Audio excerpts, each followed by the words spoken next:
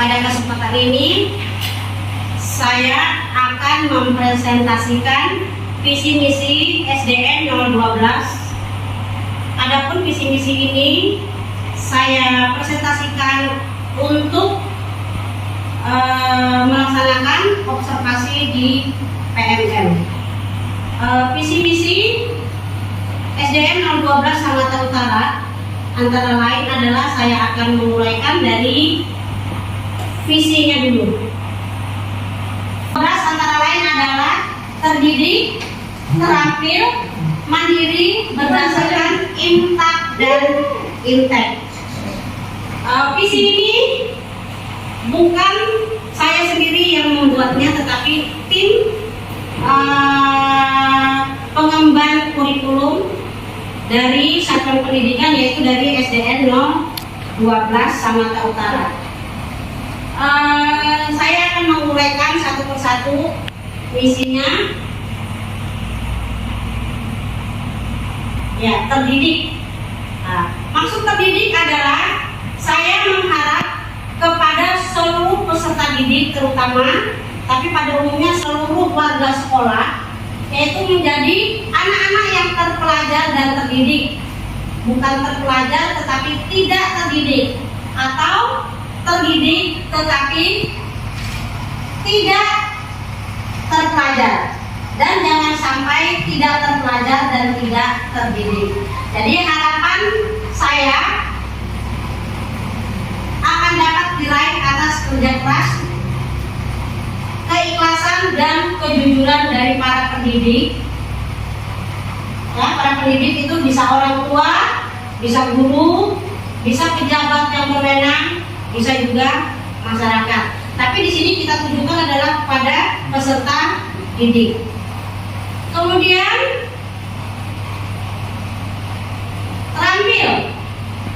terampil adalah saya mengharapkan seluruh peserta didik menjadi siswa yang terampil. Itu dapat diartikan sebagai mampu, cekatan, cakap, atau sanggup dalam menjalankan tugas yang harus dilakukan. Keterampilan belajar mencakup berbagai keterampilan dan proses kognitif yang terkoordinasi guna meningkatkan efektivitas dan efisiensi pembelajaran siswa. Kemudian mandiri. Nah, di sini mandiri, saya mengharapkan seluruh peserta didik menjadi siswa yang mandiri. Mandiri adalah siswa yang mampu melaksanakan tugas-tugas belajar secara mandiri dan bertanggung jawab. Dalam pengertian singkat, kemandirian tidak lain adalah sikap gigih dalam mencapai tujuan belajar.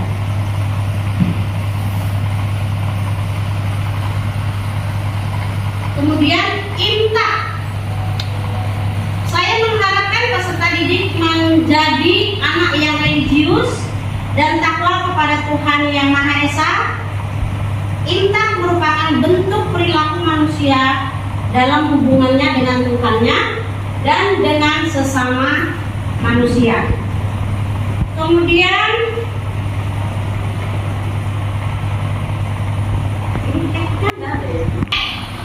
IPTEK adalah ilmu yang mempelajari tentang perkembangan teknologi berdasarkan ilmu pengetahuan, banyak perspektif menyikapi perkembangan teknologi sehingga peserta didik dapat mengikuti perkembangan zaman tentang perkembangan IT.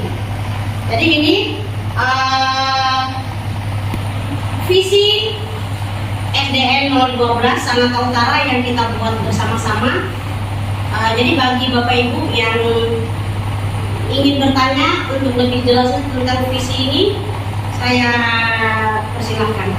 Kalau saya bisa jawab, nanti saya bisa minta tolong sama siapa Bapak Ibu yang bisa menjawab. Saya Bu. Ya, silakan. Baik, di sini tadi disebutkan bahwa visi sekolah salah satunya adalah IMTAK dan IPTEK.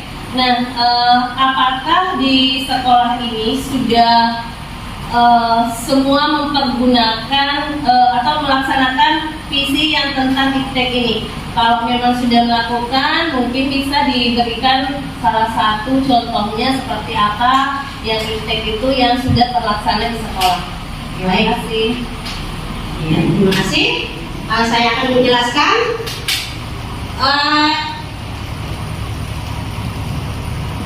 IPTEK ya, IPTEK. Ya, IPTEK. Mungkin sebagian besar guru sudah menggunakannya. Terutama kita menggunakan untuk pembuatan soal ulangan. Terus kita menggunakan untuk kegiatan AMDK. Terus kita juga menggunakan untuk melatih anak-anak untuk membuat kegiatan-kegiatan yang berhubungan dengan IT, terutama anak-anak yang sudah melaksanakan kurikulum IKN. Jadi itu, Bu. Ya, terima kasih, Bu. Silakan, Feris. Terima kasih. Yang saya mau tanyakan tentang jadi di situ saya lihat tentang saya mencoba diri menjadi anak yang religius dan takwa kepada Tuhan yang Maha Esa. Jadi pertanyaan saya ini di sekolah ini Bu, sejauh mana kegiatan untuk impactnya di sekolah, kegiatan keagamannya sejauh mana, contoh kegiatannya. Ya. Baik, terima kasih Bu Ewi. Saya akan coba menjawab. Jadi kegiatan implementasi IMTAK yang ada di sekolah kita itu sudah kita laksanakan, yaitu yang pertama kita sudah melaksanakan kegiatan Jumat Infak. Jadi setiap hari Jumat kita melaksanakan anak-anak, kita didik, kita latih mereka untuk menjadi anak yang suka bersedekah. Ya, suka bersedekah. Jadi mereka setiap hari Jumat melaksanakan infak. Yang pertama. Yang kedua, setiap sebelum masuk ke kelas, siswa-siswi kita ajak bersama-sama untuk melaksanakan doa bersama. Dan yang ketiga, kita melaksanakan sholat berjamaah zuhur sebelum anak-anak pulang. Dan yang keempat, kita melaksanakan hari besar keagamaan kita. Jadi itu Bu Eris, implementasi sekolah kita tentang infak ini. Saya lagi Bu. Ya, siap. Makasih. Silakan Bu. Iya, tadi dijelaskan bahwa sudah terlaksana itu tentang hari-hari keagamaan. Nah, yang ingin saya tanyakan, kan di sekolah 012 itu ada beberapa agama, bukan saja Islam, dan ada Nasrani juga. Nah, apakah semua hari keagamaan itu dirayakan atau seperti apa Bu kondisinya? Ya, baik, terima kasih Bu. Sebenarnya kita ingin merayakan setiap hari besar keagamaan untuk agama. Kita tahu bahwa agama di Indonesia itu ada 6 agama yang diakui, dan di sekolah kita ada 2 agama, yaitu agama Islam dan agama Katolik. Namun selama ini untuk kegiatan keagamaan yang beragama Islam sudah kita laksanakan setiap tahun. Namun untuk agama Katolik, karena mungkin SD kita juga belum ada guru agamanya, makanya kita belum melaksanakan. Tapi mereka juga ikut berpartisipasi untuk menghargai agama yang lain. Mereka juga tetap kita perbolehkan untuk mengikuti kegiatan. Namun untuk kedepannya saya berharap, karena kita sudah ada guru agama Katoliknya, walaupun hanya 5 orang, saya berharap guru agama Katoliknya bisa melaksanakan kegiatan keagamaannya. Itu Bu. Baik, Bu Uka tadi sudah jelas, sudah jawaban saya? Iya. Baik, kalau sudah jelas, sekarang kita melanjutkan ke misi. Baik, sekarang kita melanjutkan ke misi SDN 012. Misi SDN 012 adalah 1. Menanamkan keimanan dan ketakwaan pada Tuhan Tuhan yang Maha Esa.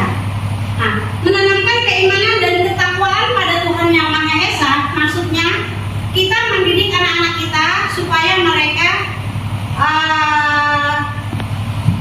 yang sesuai dengan divisi tadi, yaitu imtak tadi, yaitu mereka berdoa sebelum belajar, berdoa sebelum melakukan kegiatan, mereka sholat berjamaah. Itu tujuan dari misi ini. Kita menanamkan mereka dengan kesadaran mereka dapat melaksanakan visi dan misi, yaitu menanamkan keimanan dan ketakwaan kepada Tuhan yang Maha Esa. Kemudian yang kedua, membina kemandirian peserta didik melalui pengembangan diri yang terencana dan berkesinambungan. Berarti kita membina kemandirian anak-anak. Jadi anak-anak itu kita latih supaya mereka mandiri. Mandirinya apa? Mereka bisa mengerjakan tugas tanpa dibantu oleh siapapun. Mereka bertanggung jawab dengan tugas mereka. Jadi kalau mereka dikasih tugas, dikasih PR, mereka dapat mengerjakannya dengan tepat waktu. Itu kita artikan dengan kata-kata kemandirian, mandiri. Jadi tanpa dipaksa, tanpa dihukum. Jadi apalagi kita saat ini tidak boleh menghukum anak. Kita hindari bullying. Jadi kita latih mereka menjadi anak yang mandiri. Jadi mereka sadar akan tugas-tugasnya tanpa kita paksakan. Kemudian yang ketiga, melaksanakan pembelajaran yang kompetitif, kreatif, dan inovatif di bidang akademik maupun non-akademik berbasis IT. Itu tadi kegiatan sekolah yang bertujuan untuk memberikan kesempatan kepada peserta didik untuk mengembangkan dan mengekspresikan diri sesuai dengan kebutuhan, bakat, minat setiap peserta didik yang disesuaikan dengan kondisi SD 012. Artinya, jadi anak-anak kita melakukan ekstrakurikuler itu bisa dilakukan oleh sekolah kita. Anak-anak boleh memilih bakat dan minat yang mereka inginkan. Jadi mereka mengembangkan atau mengekspresikan sesuai dengan minat dan bakat mereka. Dan saat ini kita sering melakukan OSN, FL, 2SN, terus O2SN. Jadi itu merupakan adalah ajang untuk pengembangan diri daripada siswa-siswi kita.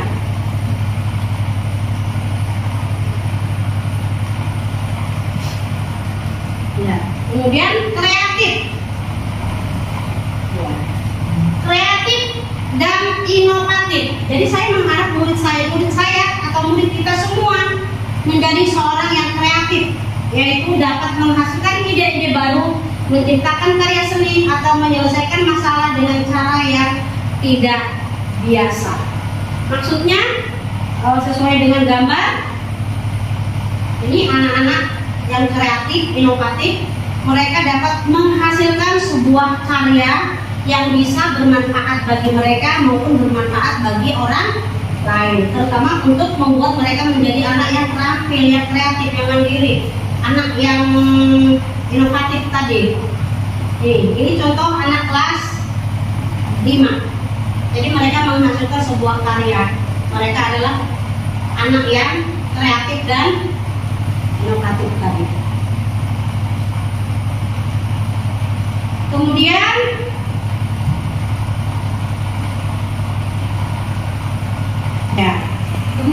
peduli lingkungan. Jadi kita semua, saya sebagai satuan pendidikan, pemimpin satuan pendidikan dan guru-guru mengharapkan menanamkan sikap peduli lingkungan terhadap siswa memulai dari menjaga kebersihan kelas dan sekolah dengan cara membuang sampah di tempatnya dan melakukan piket kelas, merawat tanaman dan sebagainya. Nah, saat ini kami juga mulai mengembangkan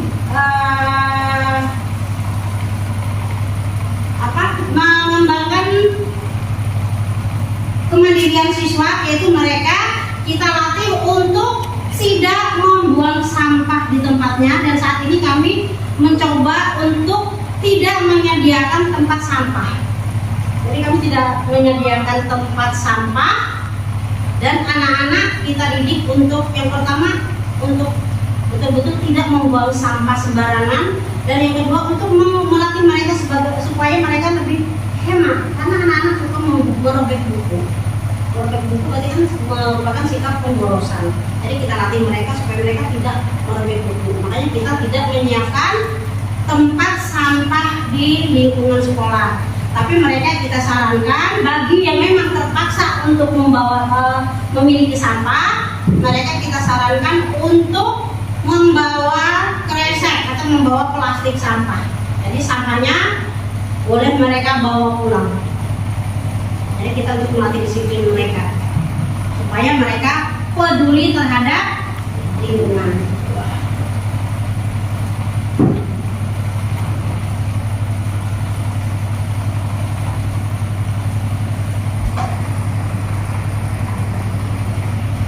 Kemudian tadi sudah visi, misi.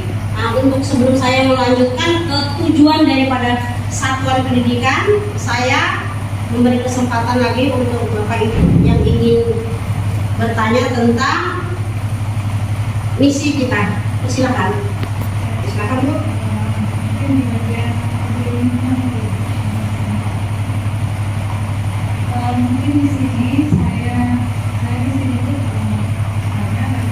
cuman tadi anak-anak membawa kresek ke sekolah, kemudian tempatnya dibawa pulang.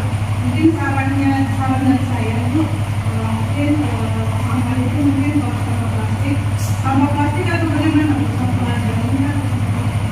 Mungkin yang kita utamakan anak-anak tidak buang sembarangan itu ya semua sampah. Mungkin kalau untuk daun kita tidak bisa hindari karena secara alam ya daun itu ada, jadi tidak bisa kita hindari. Tapi yang kita betul-betul kita latih mereka untuk tidak membuang sampah sembarangan, yaitu seperti tempat makanan bungkus makanan, bungkus minuman, terus kertas.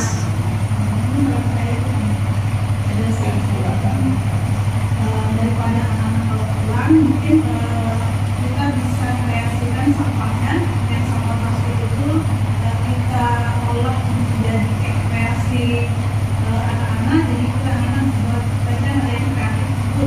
Jadi bagaimana supaya gurunya itu bisa memberikan memberikan pengalaman ke anak-anak bahwa sampah itu bisa diolah di sekolah menjadi suatu karya. Misalnya botol kita bisa jadikan kayak duduk, kita bisa jadikan bunga, kemudian itu dari sampah. Kemudian ada lagi satu tuh yang saya lihat gambarnya itu kayaknya di lingkungan luar tuh ya, di luar sekolah. Nah pertanyaannya itu apakah itu dilakukan setiap minggu atau setiap bulan sekali ya?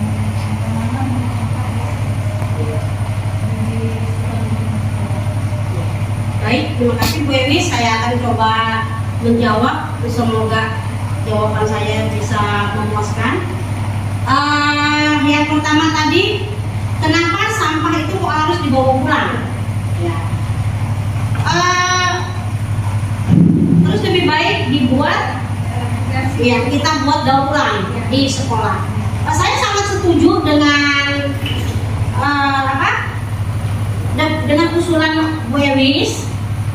Apa salahnya sampah itu kita buat daur ulang? Jadi tidak kita menimbun sampah di rumah lagi. Jadi sudah sekolah kita bersih lingkungan, tapi di rumah mereka membawa sampah pulang. Nah, memang lebih baik sampah itu kita buat daur ulang. Jadi mungkin Bapak Ibu bisa melakukan kreatifnya, membuat keterampilannya bisa itu mungkin sesuai dengan P5 ya Bu di KM ya.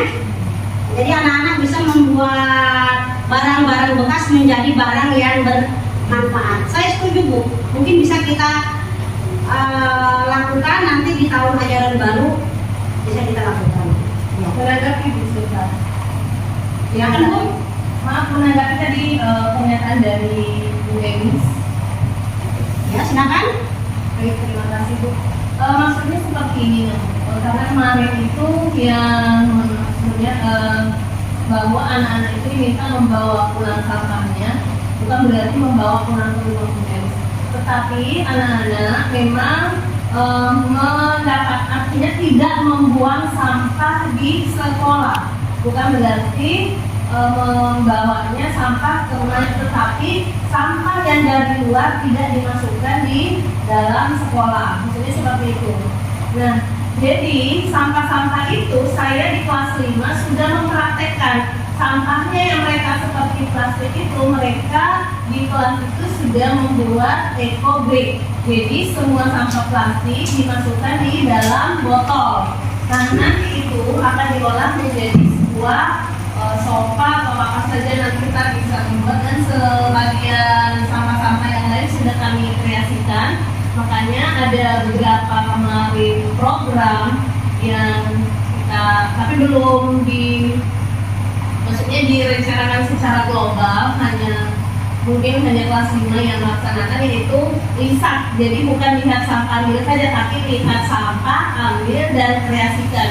Jadi artinya lihat. Nah, kemarin itu saya infokan pada saat pendidikan CGP bahwa itu sebenarnya malah menambah sampah, karena pasti akan mencari sampah karena untuk dikreasikan.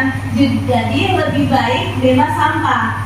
Jadi itu yang kemarin yang diprotes dari program saya itu, karena saya mengambil lihat sampah, ambil, dan kreasikan. Nah, berarti kalau melihat sampah diambil, berarti kita seakan-akan menginginkan sampah itu untuk dikreasikan. Jadi sistemnya yang kami buat di sini maksudnya seperti ini.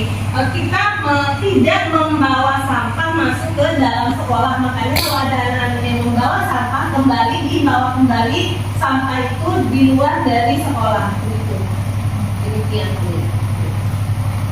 Yang lain bisa merespon? Bisa memberi penjelasan? Untuk menambah dari buku atau dari Bu Ewis, silakan.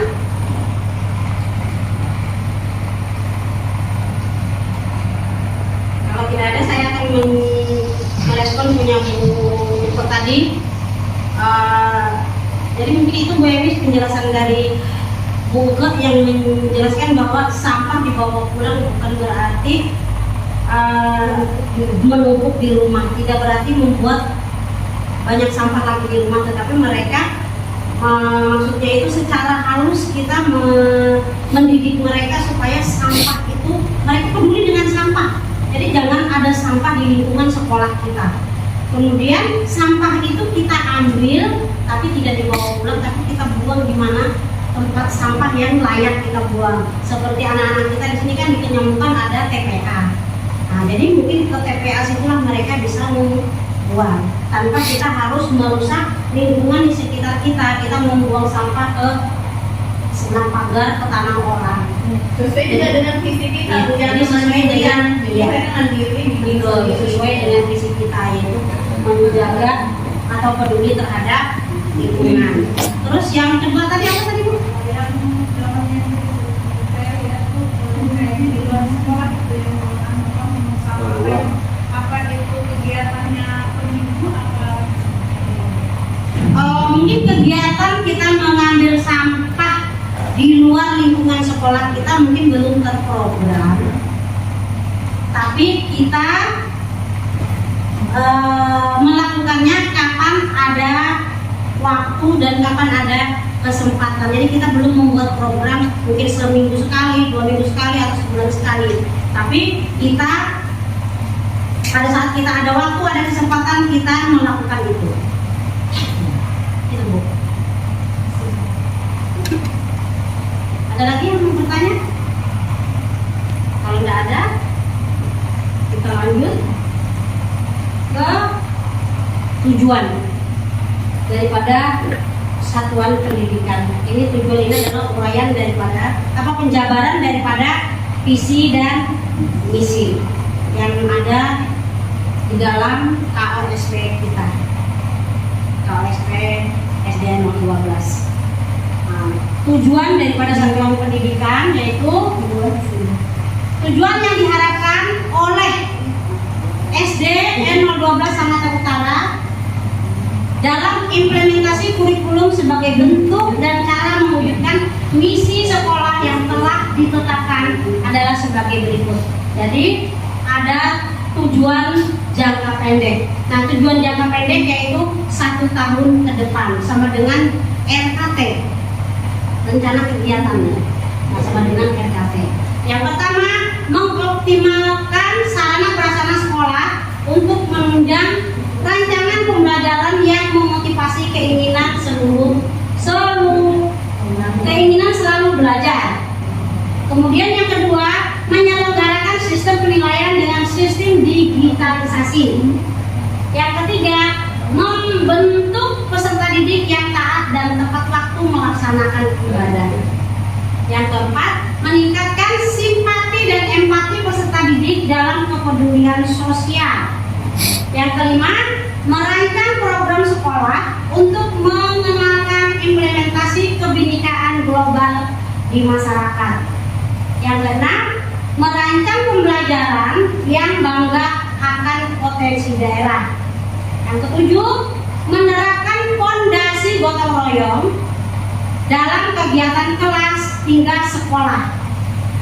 Dan kedelapan, melaksanakan program dan pembelajaran HOT untuk memperkuat bernalar kritis dan kreativitas.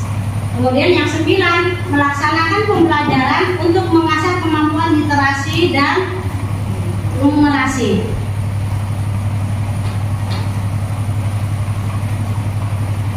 Ya, ini adalah tujuan satuan pendidikan dalam jangka pendek, yaitu 1 tahun. Jadi ada 9 tujuan kita dalam 1 tahun, yaitu dari 2000 tahun ajaran 2023-2024. Jadi ini.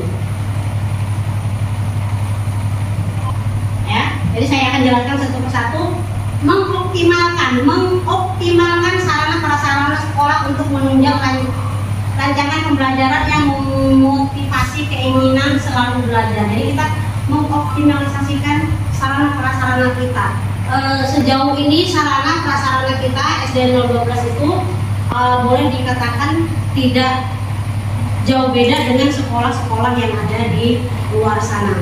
Sarana prasarana kita mungkin sudah ada walaupun belum lengkap, seperti Chromebook. Kita sudah memiliki Chromebook 32 unit, kita memiliki Infocus, kita memiliki TV apa ini?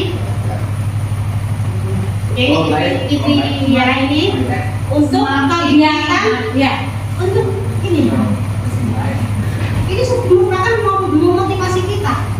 Sarana prasarana kita dapat memotivasi kita supaya kita menjadi orang yang lebih maju. Jadi mari kita bersama-sama memajukan sekolah ini, memajukan diri kita sendiri untuk kemajuan bangsa dan negara, terutama untuk anak-anak didik kita.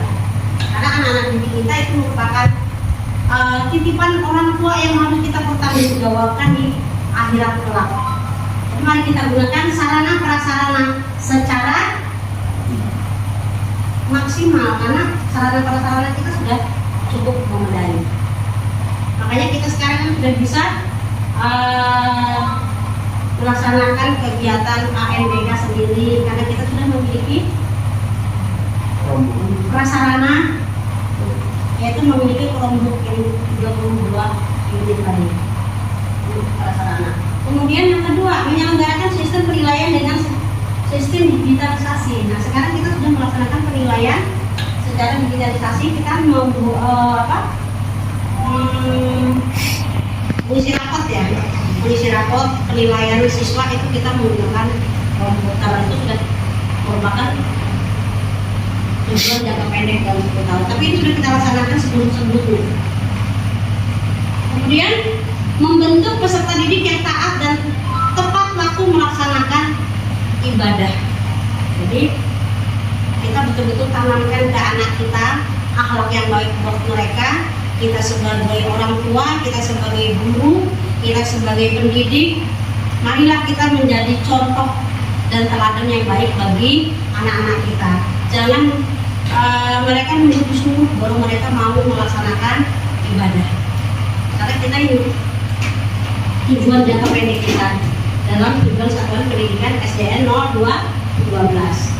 Kemudian yang kelima, ini yang keempat, meningkatkan simpati dan empati peserta didik dalam kepedulian sosial. Nah, jadi kita latih mereka jika ada temannya yang sakit, bisa kita ajak mereka untuk nengok. Jadi kalau ada temannya yang mengalami musibah, mengalami kebukaan, anak-anak bisa kita latih untuk memberi sumbangan walaupun sedikit tapi ikhlas. Jangan memberi sumbangan tapi hatinya menunda, jadi tidak ikhlas, nanti tidak diterima juga. Jadi kita latih mereka seberapapun yang kalian beri, tapi dengan keikhlasan maka amal ibadah kalian akan diterima. Jadi itu yang kita tanamkan ke siswa. Jadi jangan kita kamu sumbang sebanyak-banyaknya, tidak perlu kita menekankan itu kepada anak-anak, tapi kita tanamkan ke mereka. Ketuk pintu hati kalian supaya kalian mempunyai jiwa sosial.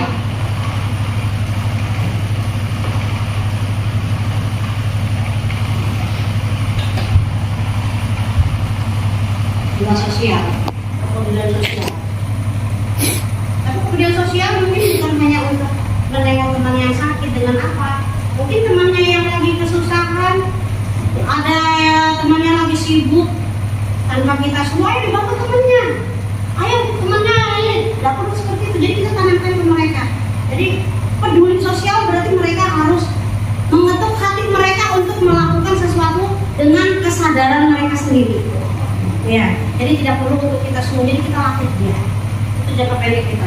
Kemudian yang ke-5, merancang program sekolah untuk mengenalkan implementasi kebinekaan global di masyarakat. Nah, ini merancang program. Jadi selama ini kita kayaknya belum terlalu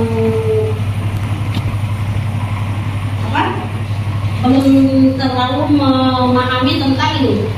Yang kelima, merancang program sekolah untuk mengenalkan implementasi kebinekaan global di masyarakat.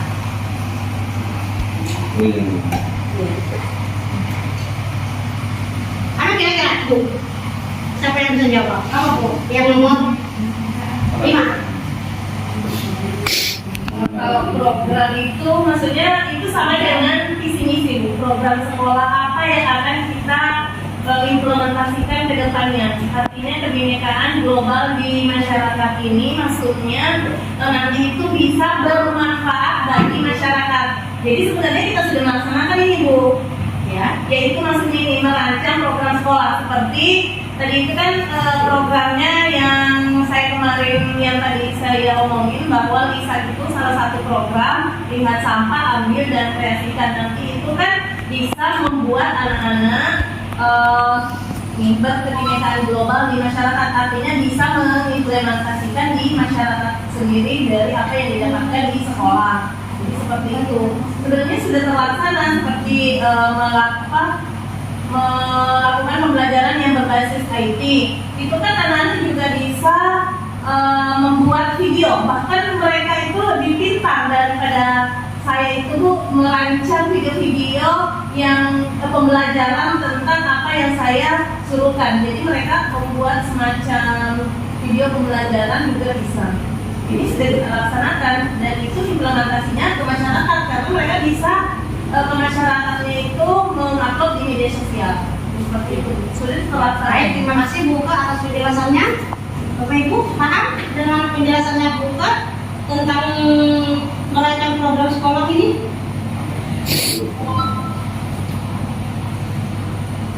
Baik, kalau sudah paham, sekarang kita lanjut ke nomor 6, merancang pembelajaran yang bangga akan potensi daerah. Sebenarnya ini ada kaitannya dengan P5, merancang pembelajaran yang bangga akan potensi daerah. Nah, daerah kita berada di wilayah pantai, di wilayah yang mayoritas orang tua mata pencahariannya itu nelayan. Jadi mungkin kita bisa merancang pembelajaran ini. Mungkin mereka bisa kita ajak membuat terasi, membuat ikan asin, terus mengolah lauk menjadi dia menjadi makanan yang enak. Terus kita tanamkan ke mereka bahwa ikan itu merupakan sumber protein. Jadi mungkin ini yang bisa kita banggakan potensi daerah. Jadi anak-anak itu kita latih mereka untuk kreatif, kreasi, untuk memanfaatkan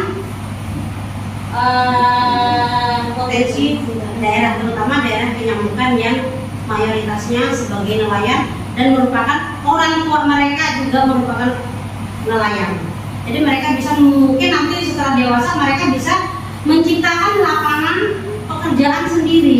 Mereka bisa menjadi pengusaha ikan asin, bisa menjadi pengusaha catering, atau mungkin jualan online buat makanan, mengolah ikan dengan berbagai variasi. Ya, ini sudah masuk juga. Iya, itu dilaksanakan. Iya, betul. Jadi bisa kita implementasikan ke siswa kita. Jadi penerimaan kita. Ya, masuk ke internal Ya, masuk ke penerimaan kita. Ya. Kemudian yang ke-7, menerapkan fondasi gotong royong dalam kegiatan kelas hingga sekolah. Itu sudah kita laksanakan, yaitu fondasi gotong royong. Anak-anak sudah kita buatkan jadwal piket, mereka piket, melaksanakan sesuai dengan jadwalnya. Kita buat juga jadwal piket untuk bersihkan musola. Jadi kita latih mereka untuk bergotong royong, mereka kerja bakti di lingkungannya.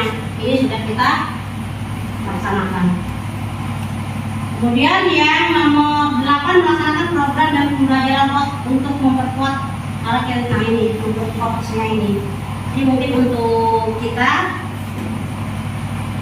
mulai sekarang kita mencoba, bagi yang belum, bagi yang sudah silahkan ditingkatkan, bagi yang belum silahkan kita sama-sama mencoba melaksanakan program pembelajaran untuk membuat hal yang kritis dan kreatif untuk siswa kita. Jadi kita harus selalu mengikuti perkembangan teknologi. Sekarang itu bukan zamannya lagi kita pakai contohnya sekarang kita kalau ulangan kan kita sudah dipetik, anak-anak sudah pakai soal, sudah tidak diperlukan tulis lagi.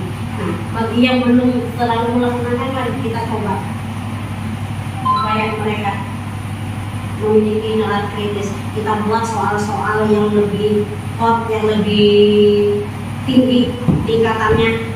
Jadi jangan selalu yang monoton, yang kira-kira tidak mengembangkan daya pikir mereka, nalar kritis mereka. Jadi kita bisa buat soal seperti soal apa itu?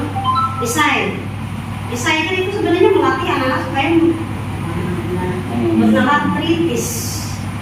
Jadi mereka bisa menjawab pertanyaan, bisa menguraikan, bisa menjawab pertanyaan dengan dengan kalimat-kalimat yang lebih luas. Itu kita buat anak-anak supaya mereka bernalar kritis dan kreatif. Jadi mereka juga kita ajak, ayo kita coba itu rombok kita itu nganggur.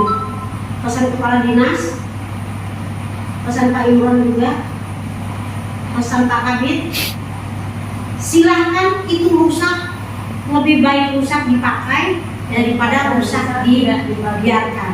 Kalau rusak dibiarkan, kita untuk di kemudian di belakang nanti kita kemungkinan tidak dikasih lagi. Tapi kalau rusak untuk digunakan, pemerintah lebih bangga. Berarti kita sudah menggunakan. Ya. Kemudian yang 9, melaksanakan pembelajaran untuk mengasah kemampuan literasi dan numerasi. Jadi kita meningkatkan, melaksanakan pembelajaran sudah kita laksanakan. Kita sudah melaksanakan ulangan harian, melaksanakan summatif, formatif, mengerjakan PR, belajar setiap hari. Kita sudah melaksanakan. Tapi bagi yang kurang, mari kita tingkatkan. Bagi yang sudah, mari kita lebih lagi meningkatkan supaya siswa kita menjadi betul-betul siswa yang tidak kalah dengan siswa-siswi yang berada di luar. Karena sekolah kita ini adalah sekolah yang tidak dipandang sebelah mata pun. Kita ini dianggap sekolah antara ada dan tiada. abu-abu ya. Tapi kita buktikan bahwa sekolah kita, sebagai pendidik, karena kita di sini 100% semuanya S1 PGSD. Kita buktikan bahwa kita juga mampu dengan guru-guru yang ada di luar sana. Dan kita buktikan juga bahwa siswa kita juga bukan siswa yang bodoh, bukan siswa yang tidak bisa, tapi siswa kita hanya kurang diasah aja, kurang kita latih aja. Jadi mulai sekarang mari kita latih anak-anak kita supaya anak-anak kita menjadi anak-anak yang mampu untuk literasi dan numerasi. Tapi di rapat pendidikan kita, literasi dan numerasi kita sudah lumayan naik. Mungkin saya belum sempat, nanti saya pelatihan tanggal 31 itu kita mau membahas tentang apa berbasis data itu ya. PBD berbasis data apa itu? Dari rapot pendidikan. Jadi rapot pendidikan kita yang merahnya hanya sedikit. Cuman ada yang turun rapot kita. Kemarin itu sebenarnya bagus sudah ya tentang apa sih, kita tidak tahuan dulu tentang bullying apa itu ya. Nah, itu sebenarnya sudah bagus tahun kemarin. Kenapa di 2024 kok turun? Jadi guru kayaknya ada yang nggak tahu. Jawabannya kayaknya kurang. Di mana itu bukannya kemarin? Bisa dilihat ya, belum pernah kita dikasih kita kuesioner waktu itu kan ngisi angket ya. Menjawab apa? Menjawab pertanyaan-pertanyaannya. Ada nggak? Nah, itu Bu ada. Ada. Itu. Iya. Itu kita selalu ngisi gitu Bu. Iya. Sebelum ANBK anak kita dulu. Biasanya orang di HP ya, biasanya kita kerjakan itu. Iya. Jangan-jangan aku nggak Ya. bisa ikutan itu. Jadi itu tahu ya. Baik Bapak Ibu, sampai di sini ada yang mau ditanyakan? Kalau tidak ada, saya akan lanjut lagi ke jangka menengah. Ini baru jangka pendek. Iya. Ada yang mau ditanyakan? Terima kasih. Oke. Ya baik, kalau tidak ada, saya akan lanjut ke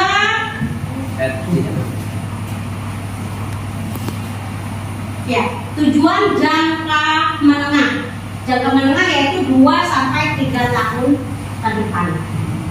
Nah ini biasanya yang di RKJM. Iya. Jangka menengah. Nah yang pertama, tujuan jangka menengah kita dari visi misi adalah 1, merancang pembelajaran yang sesuai dengan tingkat perbedaan kemampuan kognitif peserta didik, mengarahkan pada keterampilan dan kecakapan hidup sesuai dengan bakat dan minat. Kemudian yang kedua, sekolah mampu melaksanakan penilaian secara akuntabel dan valid dengan sistem digitalisasi. Yang ketiga, meningkatkan kemampuan peserta didik dalam menghafal surat-surat pendek. Nah ini tugas guru agama. Kemudian yang keempat, membudayakan gerakan kebersihan sebagai sebagian daripada iman. Ini sudah kita lakukan. Ya, kita justru meningkatkan kembali. Ya. Kemudian yang kelima, meningkatkan kecintaan dan kebanggaan terhadap potensi daerah. Tadi sudah kita bahas. Kemudian yang keenam, melakukan kerjasama dengan stakeholder daerah atau corporate social responsibility atau CSR perusahaan untuk merancang program pembelajaran berbasis budaya lokal. Nah, ini yang belum kita lakukan. Kita belum, mungkin sudah dilakukan tapi kita belum Bu. Oke, sudah Bu, sebagian. Sudah sebagian. Misalnya kan kita upacara mengundang lana, ini kan Iya. kerjasama dengan stakeholder daerah. Iya. Nah, salah satunya kan itu.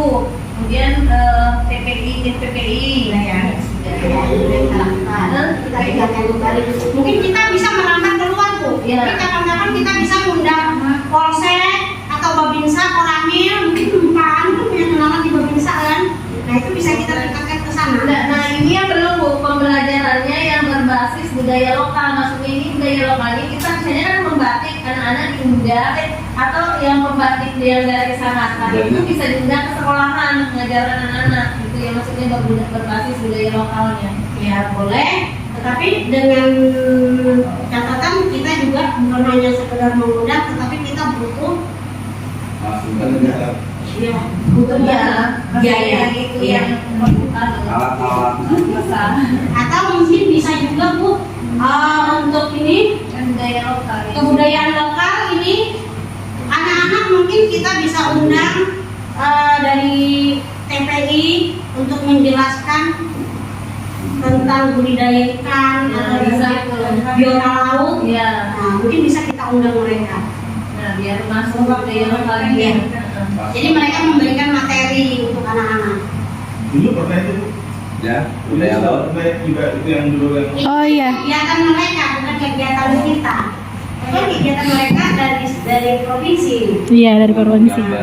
Jadi mungkin kegiatan kita membuat program, terus kita undang mereka untuk mensosialisasikan Iya. tentang biota laut karena mereka itu tadi mayoritas anak nelayan dan mereka tinggal di pantai. Banyak. Kemudian yang ketujuh memotivasi peserta didik untuk menggagas inovasi sederhana untuk memberikan solusi dalam kehidupan. Berarti memotivasi mereka supaya mereka itu punya gagasan sendiri, punya ide-ide, punya inovasi. Jadi kita memberikan materi yang secara kritis oats tadi supaya mereka ini memotivasi mereka untuk mereka mempunyai gagasan sendiri, punya ide-ide sendiri yang cemerlang. Jadi bukan hanya mereka melongo menerima apa yang kita berikan, tapi mereka juga punya ide-ide yang cemerlang. Jadi apalagi zaman sekarang kan mereka kan sudah dengan perkembangan zaman mereka bisa melihat di YouTube, bisa melihat di media sosial yang lain, mereka bisa belajar lebih inovasi lagi. Kemudian yang ke-8, menyelenggarakan kegiatan ekstrakurikuler yang optimal dan mengembangkan potensi sesuai bakat dan minat dan potensi peserta didik. Nah, untuk saat ini mungkin ini kan jangka menengah 2 tahun ke depan. Mungkin untuk tahun ini kita kurang, mari kita tingkatkan lagi untuk tahun yang berikutnya. Jadi anak-anak itu jangan kita latih pada saat mau lomba. Jadi ayo kita dari waktu kita kan banyak yang kosong ini dari jam 1:30 sampai jam 4 kurang 15 menit. Nah mungkin seminggu sekali kita melakukan ekstrakurikuler. Jadi anak-anak pulang, jadi mereka berjalan. Jadi di luar pramuka ya, bukan pramuka tapi ekstrakurikuler. Jadi masing-masing guru punya kegiatan keagamaan. Pak, kita di sini 95% anak-anak agamanya Muslim.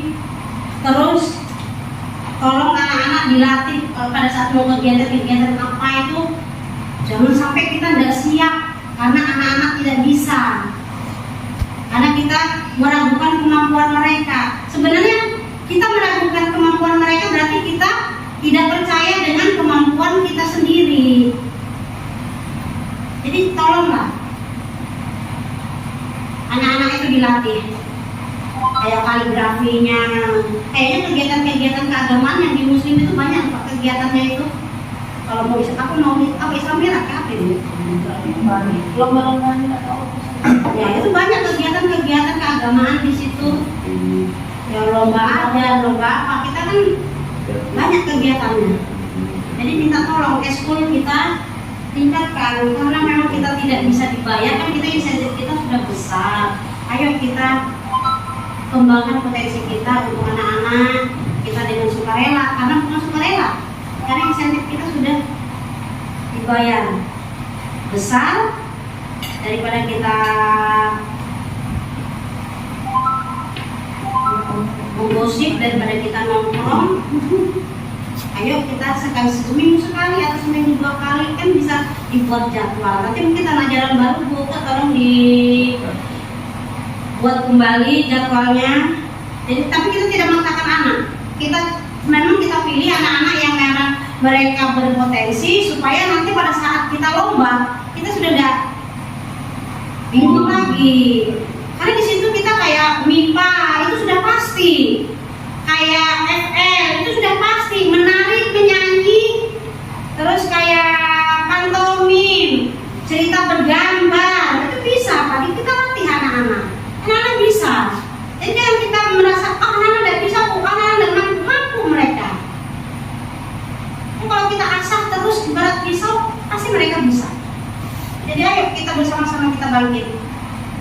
jadikan anak-anak itu betul-betul media kita untuk membuat mereka menjadi pintar. Karena itu lahan kita loh, kita dapat gaji, dapat insentif itu dari mereka. Kalau udah ada mereka kita udah dapat duit loh, kita udah dapat gaji, kita udah dapat insentif. Betul, iya Bu. Jadi kalau saya dulu punya istilah, kelas saya itu adalah pintu pos saya. Jadi saya punya 28 siswa, jadi 28 pintu pos. Saya punya pos-posan. Nah itu yang harus saya pelihara, itu yang harus saya rawat. Berarti itu tanggung jawab saya untuk menjadikan mereka anak yang memang amanah dari Tuhan, amanah dari orang tua, amanah dari pemerintah. Kita usaha semaksimal mungkin. Ya itu.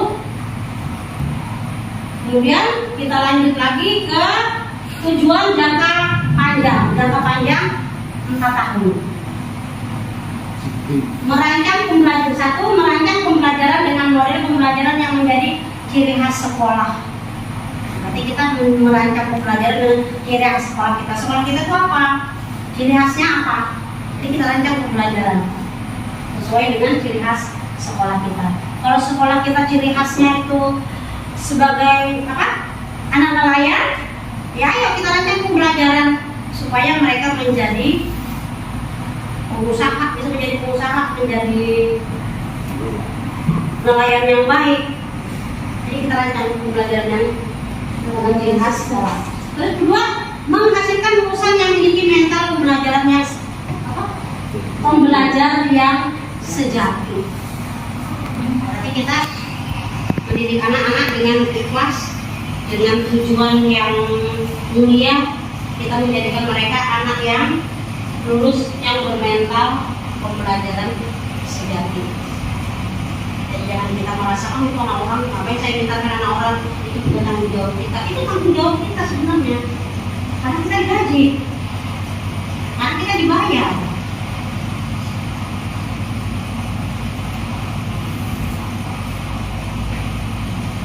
Jadi anak-anak, semua anak yang ada di sini kita tanamkan di hati kita. Dari kelas 1 sampai kelas 6 itu adalah murid kita semua, tanggung jawab kita semua. Jadi kalau ada masalah satu berarti masalah untuk kita semua, bukan hanya masalah guru atau kepala sekolah, tapi itu masalah untuk kita semua. Jadi kita perbaiki, kita luruskan. Jadi bukan itu kan kelas ini, itu kan tanggung jawabnya guru ini, ini kan kelas ini. Jangan kita seperti itu. Sekolah ini, siswa di sini adalah tanggung jawab kita semua. Kemudian yang ketiga, membentuk peserta didik yang berakhlak. Ini polanya datang ini. Berakhlak mulia dan selalu peduli sosial dalam toleransi beragama. Jadi ini dari visi misi tadi, dari jangka pendek, jangka menengah, dan jangka panjang. Tadi selalu kita terapkan ke siswa kita. Ya.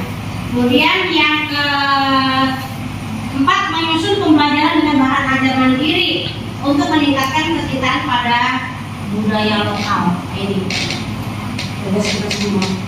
P5 kita biar jalan. Kita IKM sudah memasuki tahun ke-3, akan memasuki tahun ke-4. Bila tahun ya Bu, ini kan udah Kedua akan melakukan akan memasuki tahun ke-3. Jadi kita selama 2 tahun masih vakum, belum ada kegiatan P5 kita. sudah Bu, cuman pas Belum ada. belum. Iya. Tapi itu kan tidak wajib Bu, misalkannya itu. Tapi tidak wajib, tapi saya belum melihat yang belum melaksanakan. Ya. Dipamerkan. Jadi minta tolong. Ya. Ya, nanti kita mungkin melaksanakan Pameran aja yang belum. Nah, itu sudah maksud saya Bu. Ya, itu maksudnya. Jadi kita Sementara pameran itu tidak diwajibkan. tidak diwajibkan untuk besar-besaran, tapi Kalau pameran itu sebenarnya tidak terlalu wajib, cuman maksudnya kalau pelaksanaan P5-nya boleh, memang harus wajib dilakukan. Ya. Tetapi untuk pamerannya sebenarnya itu tidak perlu misalnya mengadakan seperti itu, enggak. Jadi anak-anak cukup di kelas juga bisa. Ya, cukup di Itu kelas ada rapor. Ya, ada rapor. Tapi ini kan saya belum melihat. Untuk kelas yang lain saya belum melihat. Ya. Jadi kalau bisa mungkin nanti silakan apa keterampilan siswa yang bisa dimasukkan ke dalam PIM itu dari guru agama, guru olahraga juga minta tolong lebih anu juga kan karena 5 kelas kan mereka ya.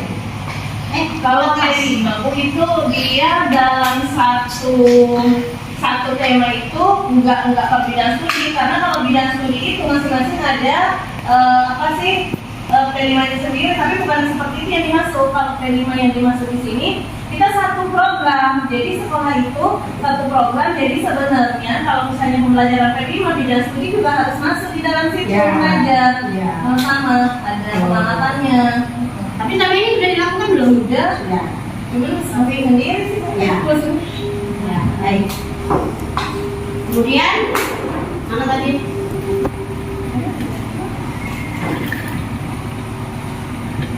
Yang kelima, membudayakan lingkungan belajar dan karakter inovatif cepat tanggap di lingkungan sekolah. Ini tadi sudah kita bahas di visi misi dan jangka pendek tadi. Kemudian yang keenam, membangun budaya dan kultur sekolah yang kompetitif, yang positif. Jadi kita membangun budaya. Sudah kita bangun budaya mereka, yaitu budaya membuang sampah pada tempatnya sudah terlaksana. Terus budaya sekarang yang kita jalani adalah kita membudayakan mereka sampah di bawah pulang. Itu mungkin masuk dalam kultur budaya dan kultur sekolah yang kompetitif. Jadi kita menjadikan anak yang peduli terhadap lingkungan Sekolah bebas sampah. Iya, sekolah bebas sampah. Kemudian yang ketujuh, menyediakan fasilitas untuk mengembangkan kreativitas inovasi dan minat bakat peserta didik. Menyediakan fasilitas. Nah, ini adalah kita bersama mungkin membuat proposal apa. Tapi selama ini kita sudah difasilitasi oleh dinas pendidikan. Jadi semua fasilitas kita boleh dikatakan lengkap. Tinggal kitanya aja yang menggunakannya. Ya, tinggal kita aja yang memanfaatkannya. Jadi sudah tidak kurang lagi pemerintah memberi fasilitas yang kita cuma mungkin yang kurang masih. Tapi kan masih bisa kita cari di internet. Lapangan juga. Ya? Lapangan juga. Ya, lapangan. Makanya sarana prasarana kita masih belum lengkap.